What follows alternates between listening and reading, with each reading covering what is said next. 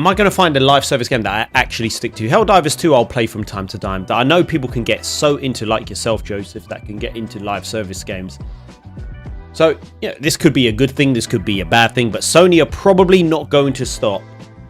They're probably not going to stop trying to make live service games, and obviously, here's why. Marvel Rivals' first month revenue shows Sony should continue to pursue live service on PS5 and PC. So let's listen to this. Marvel Rivals has seemingly captured a large swathe of players in the live service space, and Chinese developer NetEase have revealed the staggering amount of cash brought in during the game's first month. And I believe this is in China. So $136 million, according to estimates, with 36 million of that coming from China alone. Outlet GameLook has used various methods to determine the sum, thanks Game World Observer, of which an estimated 54.7 million stems from Steam, 27.2 million from PlayStation, and just 2.7 million from Xbox. They're killing it. So imagine that. In its first month, $136 million. Season 1 doesn't even start until 10th of January, which was only 3 days ago. So this is impressive stuff. And GameLook suggests that Marvel Rivals could be on track to make an annual revenue of $1.36 billion over the year. Achieving a peak player count of 480,000 last month, Rivals is proven to be surprisingly sticky as well, boasting an astronomical player retention rate of 93%. 50% is considered healthy in the service space. Wow. So they're predicted to make in its first year 1.36 billion over the year. Like when I played it, it was a lot of fun.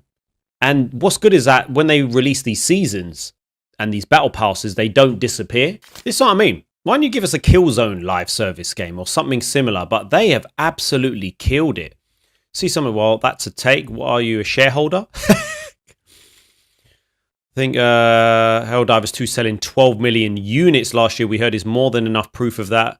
Or the constant sales of MLB The Show. It's not one game in a sea of flops. 2024 alone, there were dozens of successful live service games: Marvel Rivals, Helldivers 2, Infinite Nikki, Wuthering Waves, and MLB 25. How many are from Asian developers? Zenless Zone Zero, not to mention the ongoing ones: COD, GTA, Fortnite, Genshin, Minecraft, FIFA, Madden, NBA, Apex, Roblox. Wow. It's crazy, but still, for a live service, obviously it's with Marvel heroes, so there's no doubt it's a very fun game. And if you actually play in a team, all the heroes, you work together and you can complement each other. Yeah, Helldivers, I have to say, Helldivers 2 is one of the most fun live service games I've consistently played. I know I haven't played it. I play it on and off. I played the new one, but because of work, I was trying to think, if I didn't have so much work for my other job, and I had a night dedicated to like Helldivers 2, and I'm like, whoever's on, let's make it a weekly thing, then I most probably would play more of it. It's only because when time is limited, I'd rather play the games that I want to try and get reviews out for. Yeah, Helldivers 2 is good. Oh, that's amazing. You play with your two sons. Oh gosh, yeah, the amount of times we killed each other. It just shows you Asian developers, the Chinese developer NetEase, they're killing it more than the Western world at the minute, because they kind of know what to do. So there was obviously as well, this was on obviously Tuesday, Mr. Fantastic's first Marvel Rivals PS5. It looks fantastic. I like what you did there. Let's just have a look. It's only 59 seconds. Let's just have a look. Nice! Instantly, you can see the character models are very well designed. Can I say that they look like the heroes? They're nothing here. They're a bit different from Concord. Basically, if you wanted to play as a trash can, you can. But I think these are a lot better. Fantastic.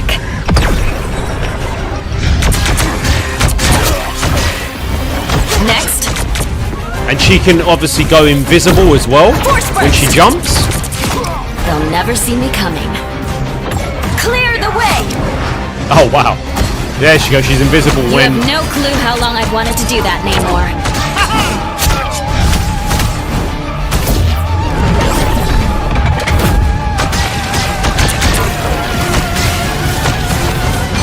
Disappear! Iron Man. Oh, so this is what happens. You can't really see. You can't... Ah, so she creates like a force field. So you can't see. So it's crazy. They've done like the amount of work. Listen, it might not be my cup of tea, but the way that they've made every hero feel so different. Disappear! Look, they all disappear. Oh, that is crazy. That's pretty cool. A clear winner. Lovely. Oh, and there at the end of it, you've got, wow, look at that. They look, the character models are brilliant. Let me be clear, Invisible Woman. Jarvis, maximum pulse. So I can already tell how many times she's gonna disappear. Imagine that. Oh, going up Superstore. It's very well done. So listen, they are killing it. 408,000 subscribers.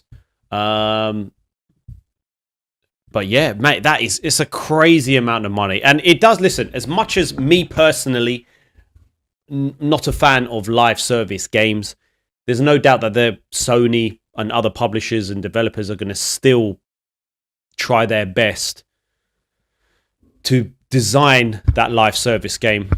And what makes me think is that it just makes you think, what I'm confused about is why didn't you use existing IPs, Sony? So, like Killzone, why didn't you use, or why don't you do a live service with all of your PlayStation IPs? Imagine a massive online live service. I don't know what it would be.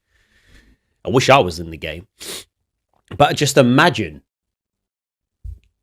They just, Killzone, like take your existing franchises. I know they're making a Horizon one. No idea why.